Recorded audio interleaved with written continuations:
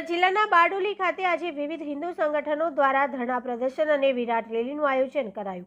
બાંગ્લાદેશમાં હિન્દુઓ પર થયેલા દમન અત્યાચારના મુદ્દે રેલી યોજાઈ હતી। મોટી સંખ્યામાં સર્વે સંગઠનો એક મંચ ઉપર હિન્દુત્વના વિશેષ હિન્દુ યોદ્ધા મહાનુભાવો જોડાયા હતા। શ્રી રાજપૂત કરણી સેના દક્ષિણ ગુજરાતના પ્રમુખ શ્રી મેહુલસિંહ દેસાઈ તેમજ મોટી સંખ્યામાં કરણી સેનાના હોદ્દેદારો ઉપસ્થિત રહ્યા હતા। હાલમાં જ બાંગ્લાદેશમાં હિન્દુઓ પર થયેલા અત્યાચારના મામલે દેશભરમાં આક્રોશ છે, ત્યારે બારડોલી સ્વરાજ આશ્રમ ગ્રાઉન્ડ ખાતે આજે ધરણા પ્રદર્શન અને વિરાટ રેલીનું આયોજન કરાયું હતું।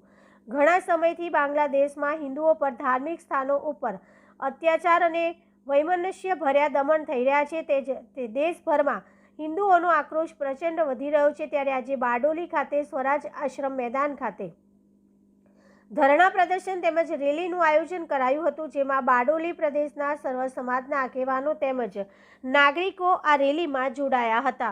સૌપ્રથમ બારડોલી સ્વરાજ આશ્રમ મેદાન ખાતે ભેગા થયા હતા, જેમાં મોટી સંખ્યામાં મહિલાઓ પણ વિવિધ પ્લે કાર્ડ સાથે રેલીમાં જોડાઈ હતી।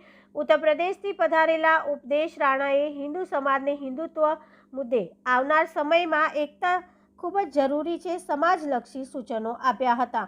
બારડોલીના સ્વરાજ આશ્રમ મેદાનથી નીકળેલી રેલીનું મુખ્ય રાજમાર્ગ ઉપર નીકળી હતી। સ્વરાજ આશ્રમ મેદાન, મુદિત પેલેસ થઈ જલારામ મંદિર થઈ સરદાર ચોક થઈ પ્રાંત કચેરી સુધી રેલી નીકળી હતી। પ્રાંત કચેરીએ રેલીનું સમાપન કરાયું હતું, જ્યાં બાંગ્લાદેશમાં હિન્દુઓને જાનથી માર્યા છે તેમજ કલકત્તામાં મહિલા તબીબ સાથે બનેલ ઘટના સંદર્ભે 2 મિનિટ મૌન પણ પાડવામાં આવ્યું હતું અને બાદમાં રાજ્યના મુખ્યમંત્રી, પ્રધાનમંત્રી તેમજ રાષ્ટ્રપતિને સંબોધીને આવેદનપત્ર આપવામાં આવ્યું હતું।